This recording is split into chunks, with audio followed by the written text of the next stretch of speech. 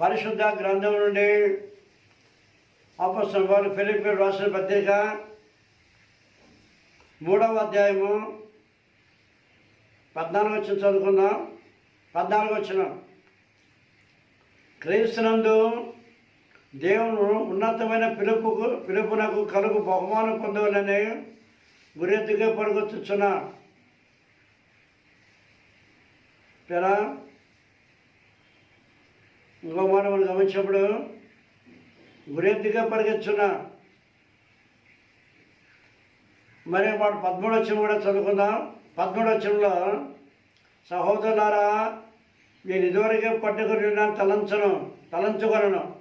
అయితే ఒకటి చేయొచ్చున్నా, వెనకున్న మరచి ముందున్న వాటి కొరకే వేగిరపడుచున్నా. చూసారా, వెనకున్న వాటిని మరచి ముందున్న వాటి కొరకు వేగిరపడుతున్నా. వెనకున్న మర్చిపోవాలి, ఇంకా ముందున్న వాటికి వేగిరపడ. ముందు మరి ఆయన యొక్క బహుమానం అన్నది ముందున్న వాటికి గురి. మన గురి ముందు, వెనక కాదు. యేసు మన గురి. ముందున్న వాడికి వేగిరపడ, మరి వెనకున్న వాడు మర్చిపోవాలి. ఇంకోటి జ్ఞాపకం చేస్తున్నాం ప్రియరా, ఏలియాకు పని అప్పగించాడు దేవుడు.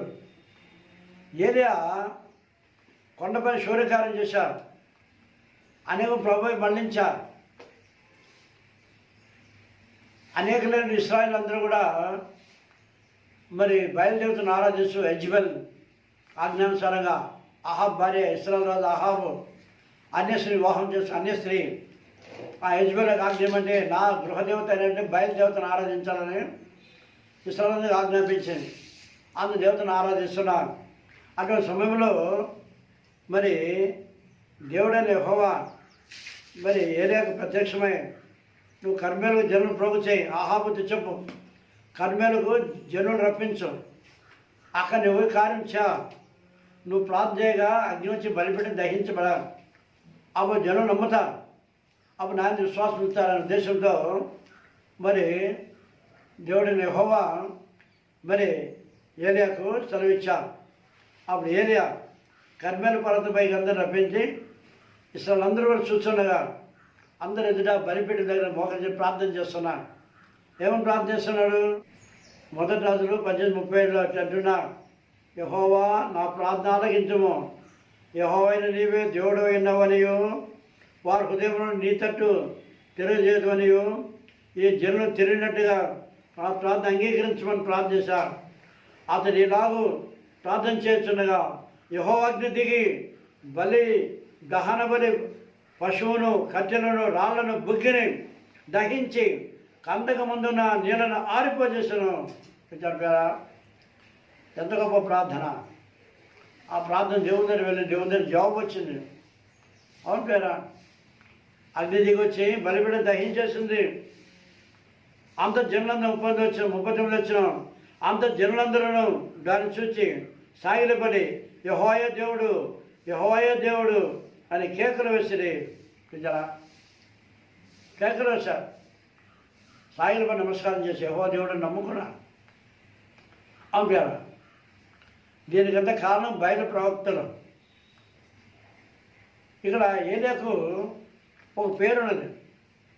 1 రాజు 17వ అధ్యాయం 1వ వచనంలో తిష్బీడ్ అని ఏలియా అన్న గిలాదు కాపురస్తుడు అన్నాడు వాక్యంలో.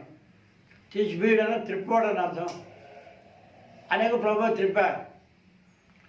గిలాదు కాపురస్తుడు అంటే గిలాదు అనగా గరుకు ప్రదేశం అని అర్థం. ఆయన చేసిన గరుకు ప్రవర్తించారు. పెట్టంటారా? అనగా త్రిప్పాడు లక్షల ఇస్రాయేలు నమ్ముకున్నా. రెండవది గరుకు పని ఏం చేశారు? Rough and tough. కొంత జెంట్స్ ప్యాంట్ పైన చూశారు, రఫ్ అండ్ టఫ్ అని రాసి ఉంటారు. ఆ కార్యం ఏం చేశారు ఆయన అంటే, అక్కడ బయలు ప్రవక్తలు అందరినీ పట్టుకున్న 40 1 రాజు 18:40 అంటున్నాడు. అప్పుడు ఏలియా ఒకరినైనా తప్పించుకొని పోనీయక బయలు ప్రవక్తలు పట్టుకున్నాడని వారి సెలవేగా, జనులు వారిని పట్టుకునేది. తర్వాత ఏం జరిగింది? ఏలియా కీషోను వాగు దగ్గరకు వారిని కొనిపోయి అక్కడ వారిని వధించాను. చెప్పారా? భయంకర వధ, 450 బయలు ప్రవక్తలు వధించారు. ఇది ఏలియా చేసిన కార్యం. గరుకు, ఇది నున్నని కాదు, నైస్ కాదు, గరుకు, రఫ్ అండ్ టఫ్, అనేకులను వధించారు. కానీ మనం గమనించినప్పుడు అప్పుడు ఏలియాకు ఇక యజ్బేలుని చంపాలని తీర్మానం చేసింది. ఆ మాటకు భయపడి కన్నీరు కారుస్తున్నా, ఏడుస్తున్నా. ఇక నన్ను ఆ 19:4 నా పితరుల కంటే నేను మొదటి రాజు 19:4 నా పితరుల కంటే గొప్పవాడిని కాను ప్రభా, నా ప్రాణం తీసుకో, నన్ను చంపాలని చూస్తుందని ఒక స్త్రీ భయపడి ప్రాణాన్ని కోల్పోతున్నా, నా ప్రాణం తీసుకుంటున్నా. తర్వాత ఏలియాకు దేవుడు ఆజ్ఞాపించారు, నా పితరులతో మరణించారు, వారికంటే గొప్పవాడిని కాదు, నా ప్రాణం తీసుకుని మహారోషం గలవాడిని నేను ఒక నిలబడినా నీ కొరకని దేవుని దగ్గర మాట్లాడుతున్నా, నా ప్రాణం కూడా తీస్తున్నారు వాళ్ళు. అప్పుడు ఏలియాకు దేవుడు అతని పనులు తెలిసిన భద్రవృక్షం కింద నిర్దించే సమయంలో ఒక నీళ్ళ బుడ్డి అప్పం దేవదత్త ఇచ్చింది. ఆ తిని పడుకుని నిద్రపోయా. మళ్ళీ రెండోసారి దేవదత్త ఏలియాలేమో ఈ ఆహారం భుజించి నీకు శక్తి మించి ప్రాణం దేవుడు ఏర్పాటు చేశారు, వెళ్ళు, ఏలియాను పంపిస్తున్నా. ఏలియాను సేవ పంపించారు. నీకు శక్తి మించిన సేవ అంటున్నాను, శక్తి మించిన ప్రయాణం.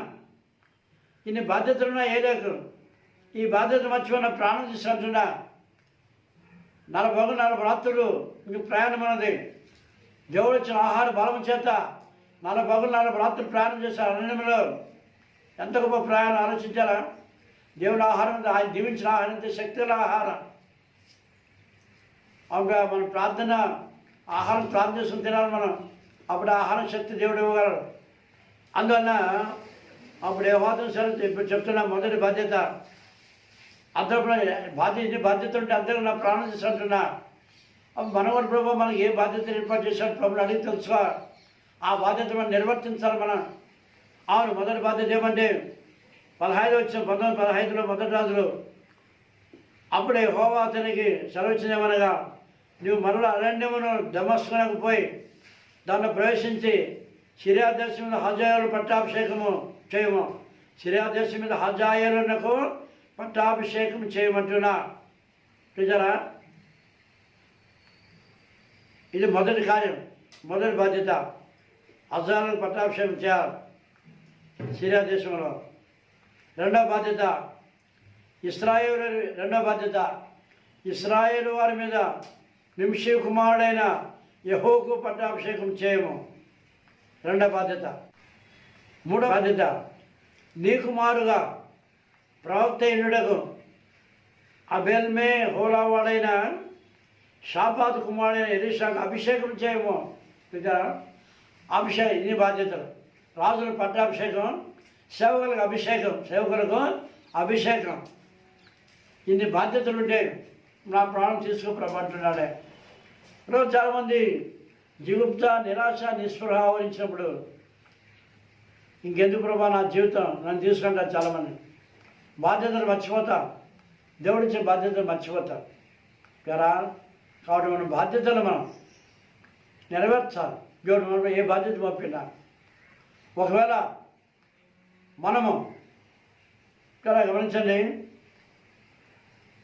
ఆ బాధ్యత ప్రభా నా బాధ్యత నాకు సెలవిమ్ము, నా బాధ్యత ఏమి నాకు చెప్పు, నెరవేర్చడం నాకు ధైర్యం బలం దయచేయని ప్రార్థించాను. అప్పుడు ఆ బాధ్యతలు మనం నెరవేర్చాలని దేవుని ద్వారా బహుమానం పొందగలం అంటారు. అలాగే మొదటి ప్రారంభంతో వెనకని వాటి మరిచి ముందు వాటికి ఎగిరిపడిన మాట మనం చూసినట్లయితే ఇక్కడ అప్పుడు ఏలా ముందు సాగిపోతూ ఎలీషాను చూసినప్పుడు అక్కడ కార్యం జరిగింది. చూడండి 19వ వచనంలో, ఏలి అచ్చటి నుండి పోయిన తర్వాత అతని షాపాతు కుమారుడైన ఎలీషా కనబడెను. అతను తన ముందున్న 12 అరకల ఎడ్ల చేత దుక్కి దున్నించుతూ 12 వరకు తాను తోలుచుండెను. ఏలియా అతని చేరబోయి తన దుప్పటి అతని మీద వేయగా అతని ఎడ్లను విడిచి ఏలియా వెంట పరిగెత్తి, నేను పోయి నా తల్లిదండ్రులను ముద్దు పెట్టుకొని తిరిగి వచ్చి నేను వెంబడించేదని చెప్పి అతను సెలవుడుగా అతను పోయినము, నా వల్ల నీకు నిర్బంధం ఏమి లేదని చెప్పాను. అందుకు అతను విడిచి వెళ్ళి కాడి ఎడ్లను తీసి వధించి వాటి మాంసం గొత్తెనగలతో వంట చేసి జనులకు వడ్డించను. వారు భోజనం చేసిన తర్వాత అతనేసి ఏరియా వెంబడి వెళ్ళి అతను ఉపచారం చేయించుండను. ఇది కాదు వెనక మనిషి అంటే ప్రేర తను దున్నుతున్నటువంటి ఎద్దులను 12 అరకలు మంచి భూస్వామి ఏలియా.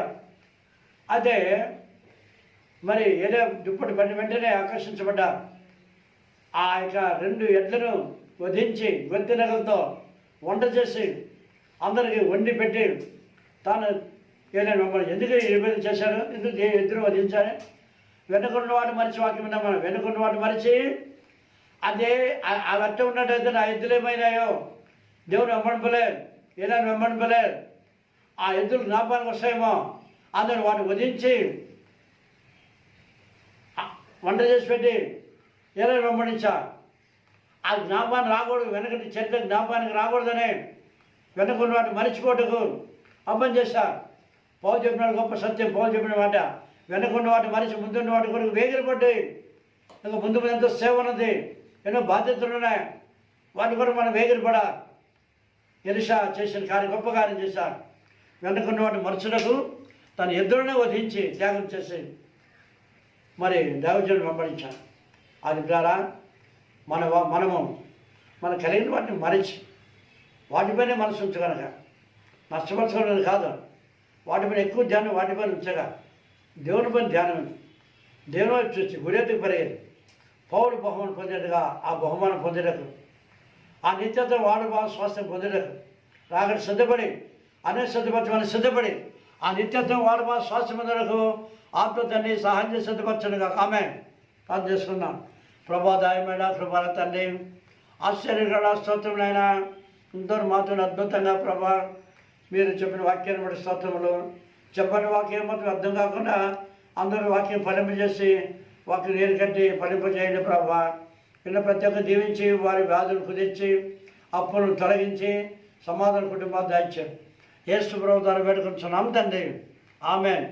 ప్రభువైన యేసు క్రీస్తు యొక్క కృపయు తండ్రి అయిన దేవుని యొక్క ప్రేమయు పరిశుద్ధాత్మిక అన్యోన్య సహవాసమును చేరిన మనందరికీ మన ప్రభుత్వ పర్యంతం సదాకాలం తోడైండునుగాక.